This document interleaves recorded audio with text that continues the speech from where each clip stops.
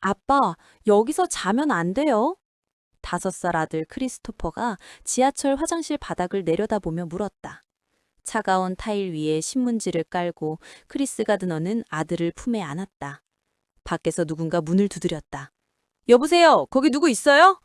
크리스는 아들의 귀를 막았다. 발을 문에 버티고 숨을 죽였다. 형광등 불빛이 너무 밝았다. 아들이 울지 않게 하려고 공룡 소리를 흉내냈다.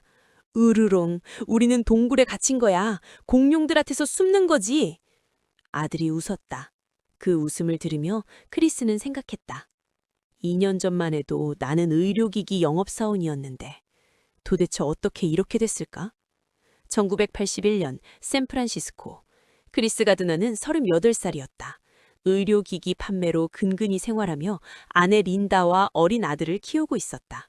하지만 그가 판매하는 뼈 밀도 측정기는 너무 비쌌다. 병원들은 살 돈이 없었다. 이번 달도 월세를 못 냈어요. 린다가 지쳐 말했다. 미안해. 다음 달엔 꼭. 당신은 항상 다음 달이에요. 그러던 어느 날 크리스는 주차장에서 빨간 페라리에서 내리는 남자를 봤다. 환하게 웃는 얼굴. 크리스가 다가갔다. 실례지만 무슨 일 하세요? 증권 중개인이요. 많이 버세요? 남자가 웃었다. 이 정도면 됐어? 그 순간 크리스는 결심했다. 나도 증권맨이 될 거야. 하지만 문제가 있었다. 증권 중개인이 되려면 딘 위터 증권사의 인턴십 프로그램에 합격해야 했다. 6개월 반 무급 인턴, 20명 중 단 1명만 정규직이 된다. 무급으로 6개월을 어떻게 버텨요? 린다가 소리쳤다. 지금 월세도 못 내고 있잖아요. 할 수 있어. 내가 꼭 해낼게. 하지만 린다는 믿지 않았다. 그녀는 짐을 싸서 떠났다. 뉴욕으로. 아들 크리스토퍼만 남기고. 엄마가 언제 와요? 아들이 물었다. 곧 올 거야. 크리스는 홀로 아들을 키우며 인턴십에 지원했다. 면접날 그는 페인트 칠을 하다가 경찰서에 끌려갔다. 주차 딱지를 안 낸 죄로 하루 동안 유치장에 갇혔다. 다음 날 아침 그는 페인트가 묻은 옷 그대로 면접장에 갔다. 정장을 입은 면접관들이 그를 쳐다봤다. 왜 그런 옷차림으로 왔죠? 크리스가 대답했다.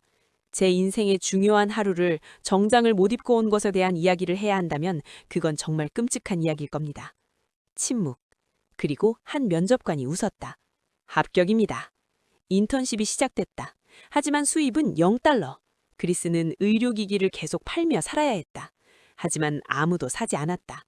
집세를 내지 못했다. 쫓겨났다. 은행 잔고는 21달러. 크리스와 아들은 모텔을 전전했다. 하룻밤 숙박비를 낼 돈도 없을 때는 지하철 역장 화장실에서 잤다. 아빠 배고파요. 크리스는 무료 급식소에 줄을 섰다. 정장을 입은 채로. 증권사 인턴이 노숙자 급식소에 서 있는 것이다. 당신 증권회사 다니는 거 아니에요? 옆 사람이 물었다. 네, 맞아요. 그런데 왜 여기? 크리스는 대답하지 않았다. 증권사에서 그는 미친 듯이 일했다. 다른 인턴들보다 2배로 전화를 걸었다. 화장실도 안 갔다. 물도 안 마셨다. 시간이 아까워서. 점심시간도 없었다. 샌드위치를 입에 물고 전화를 걸었다. 시간이 없어요. 저는 다른 인턴들보다 불리해요. 저는 아들을 5시에 데리러 가야 하거든요. 매일 5시, 크리스는 사무실을 뛰쳐나갔다. 타극소에서 아들을 데려오려고. 그리고 함께 노숙자 쉼터로 갔다.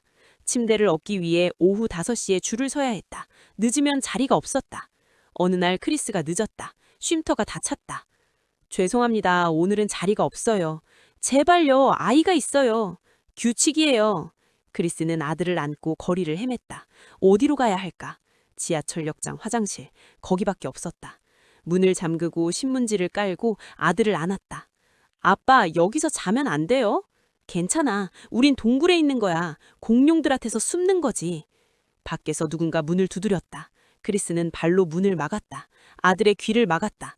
그리고 조용히 눈물을 흘렸다. 내가 지금 뭘 하고 있는 거지? 내 아들한테 이게 무슨 짓이야? 하지만 포기할 수 없었다. 이게 유일한 기회였다. 다음 날 그는 다시 정장을 입고 증권사로 갔다. 웃으며 전화를 걸었다. 아무도 그가 어젯밤 화장실 바닥에서 잤다는 걸 몰랐다. 6개월이 흘렀다. 마지막 날 20명의 인턴 중 1명만 살아남는다. 크리스는 사무실에 불려갔다. 크리스, 네, 축하합니다. 당신이 선발되었습니다. 시간이 멈췄다. 정규직으로 채용합니다. 크리스는 아무 말도 할 수 없었다. 그냥 고개를 끄덕였다. 사무실을 나왔다. 복도를 걸었다. 그리고 거리에 나와서 울었다. 행인들 사이에서 정장을 입은 상사가 서서 소리 없이 울었다. 크리스 가드너는 증권 중개인이 됐다. 첫 월급을 받았다. 아파트를 구했다. 아들에게 침대를 사줬다. 크리스토퍼, 너희한테 집이 생겼어. 아들이 침대에서 뛰었다. 진짜 우리 집이에요? 응, 진짜 우리 집이야. 하지만 이건 시작일 뿐이었다. 크리스는 미친 듯이 일했다. 새벽 5시에 출근해서 밤 11시에 퇴근했다. 고객을 만나고 전화하고 공부하고 증권시장을 달달 외웠다. 5년 후 그는 딘 위터에서 최고의 성적을 냈다. 1987년 크리스는 자신의 회사를 차렸다. 가드너 리치 앤 컴퍼니. 첫날 직원은 그 혼자였다. 작은 사무실 하나. 10년 후 가드너 리치는 수백 명의 직원을 둔 회사가 됐다. 크리스의 자산은 수백만 달러가 됐다. 2006년 크리스 가드너는 자신의 회사 지분을 수천만 달러에 팔았다. 지하철 화장실 바닥에서 자던 남자가 백만장자가 된 것이다. 그의 이야기는 책이 됐다. 행복을 찾아서 퍼스트 오브 해피니스. 2006년 윌 스미스 주연으로 영화가 만들어졌다. 크리스의 실제 아들 크리스토퍼 주니어가 영화 마지막 장면에 카메오로 등장했다. 크리스 가드너는 이제 동기부여 연설가로 전 세계를 다닌다. 그는 사람들에게 말한다. 제가 노숙자였을 때 사람들은 제게 물었어요. 넌 왜 포기하지 않니? 저는 대답했죠. 포기? 그게 뭔데요? 그건 제 사전에 없는 단어예요. 누군가 당신에게 너는 안 돼 라고 말하면 그건 그 사람이 못하는 거예요. 당신이 못하는 게 아니에요. 꿈이 있으면 지켜야 해요. 누가 뭐래도. 2020년 크리스 가드너는 샌프란시스코의 그 지하철 역장을 다시 찾았다. 그가 아들과 함께 잤던 화장실. 그는 그 앞에 서서 말했다. 여기가 내 인생이 바뀐 곳이에요. 여기서 나는 선택했어요. 포기하지 않기로. 오늘날 크리스 가드너는 자선 사업에 수백만 달러를 기부한다. 특히 노숙자와 한부모 가정을 돕는다. 제가 거기 있었거든요. 그들이 얼마나 힘든지 알아요. 그들에게 희망을 주고 싶어요. 그의 아들 크리스토퍼는 이제 사업가가 됐다. 아빠는 저에게 포기하지 않는 법을 가르쳐줬어요. 그게 가장 큰 선물이었죠. 행복의 추구, 퍼스트 오브 해피니스. 크리스 가드너는 해피니스 대신 해피니스라고 썼다.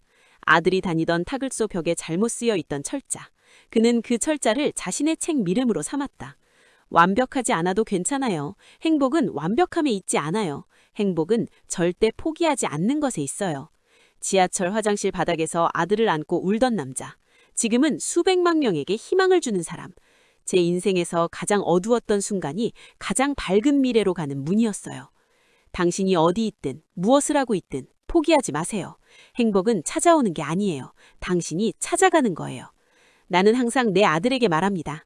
세상에는 불가능이란 없다고, 네가 할 수 없다고 말하는 사람이 있다면 그건 그 사람의 한계일 뿐이지 네 한계가 아니라고. 크리스 가드너.